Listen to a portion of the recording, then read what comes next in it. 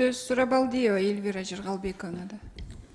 Рахмат, мен коллегам Нурлан Аскаралиевич берген суроолорго кошулам.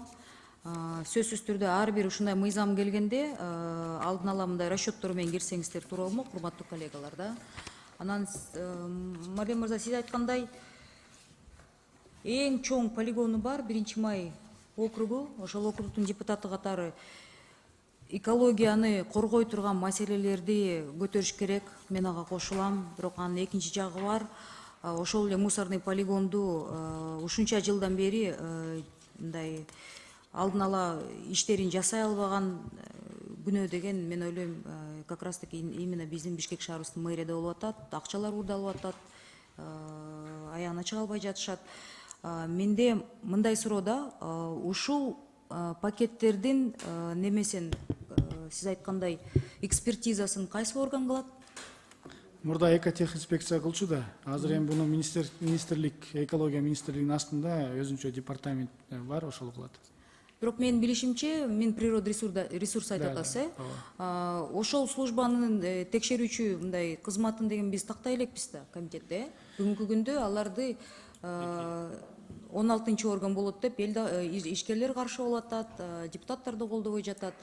Ошондо ким текшерет? Азыр киргизсек. Эми негизи эле экотехинспекцияны билесиз, мурда баардык текшерүүчү органдардын функцияларын ушакка киргизип өзүнчө орган болбоду беле. Азыр кайра биз тараптан, депутаттар тараптан бул маселе кайра козголуп атпайбы? Кайра алып келип кайтарып келбейлиби? Анткени министрлик өзү разрешение берет, кайра өзү эле текшерет. Өзү лицензия берет, кайра өзү текшерет.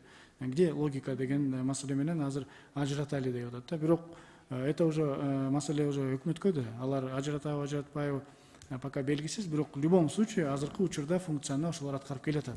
Алардын баягы экотехинспекцияны кайра чачыраганда бөлүп келип, ушул функциясын кайра ошол министрликке берген өзү, токтом менен официальный түрдө берген. Бүгүнкү күндө эмне үчүн до сих пор ачылбай атат? Конечно, бул маселе жаратат. Депутаттар колдобой жатат. Ооба, депутаттар колдобой жатат. Анда депутаттар колдобосо бул мыйзам кантип ишке ашат? Эми азыркы учурда буну колдобой койсок деле анда ошол бойдон эле дальше иштей берет. Биз бул только бул вопрос боюнча, баардык маселелер боюнча. Ошон үчүн биз буну 24-жылдан бери атат, 24-жылга чейин сөзсүз бир чечим чыгат. 24-жылдан баштап бул иштейт. Убакыт келет. Марлен Абдрахманович, сиздин эсиңиздеби 6-созувда биз деген коомдук жайларда тамеки чегүүгө тыюу салганбыз. Ооба. Ал мыйзам азыр иштебейт. Ооба. Бул да мыйзам ошондой бир мындай иштебеген мыйзам болуп калбайбы? Жок, мен 24-жылга чейин негизи эле депутаттар бизде көзөмөл функциясы бизде. Бул боюнча баардык тийиштүү жумуштарды биз алып барышыбыз керек. Мен ойлойм, мыйзам өтүп калса дагы 1,5 жыл, 2 жылга чейин убакыт болот.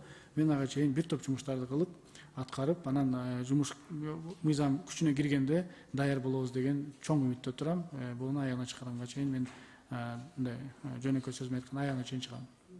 Анда служба экологического и технического надзора при Минприродных ресурсов бул мыйзамга чейин анда ишке ашыш керек экен да, иштеш керек экен да. Эми өкмөт мындай ойдон токтоп кала бербейт го, алар буну ошол бойдон калтырып койсо, бул эле эмес, башка толтура маселелер толтурбайбы?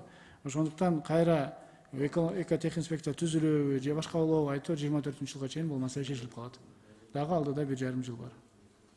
Просто бизде деген мыйзамдарды биз кабыл алабыз, анан деген бөрк десе башталып жаткан текшерүүчү органдарды сиз да билесиз, мен да билем. Туурабы? Экөөбүздүн мурдакы ишибизге жараша билебиз да. Ошондо болуп калбайбы деп мен ошого капа болуп атам да. Чоң ишкерлерге сиз 50 миң, 100 миң кичиле акча деп мындай айтып калдыңызга, мен ошого аябай таң калдым. Азыркы учурда постпандемический дүйнөдө жашап атабыз да, баары кымбаттап атат. Анан пакеттердин да баасы кымбаттаса, жөнөкөй жарандардын чөнтөгүнө бул кандай болуп калат деген мындай болбойбу? Эмоция болбойбу? Жок, эмоция болбойт. Могулар азыр кымбаттайт. Азыр и так эле сатылып атпайбы? Магазиндерде сатылып атат. Ошол бойдон эле калат.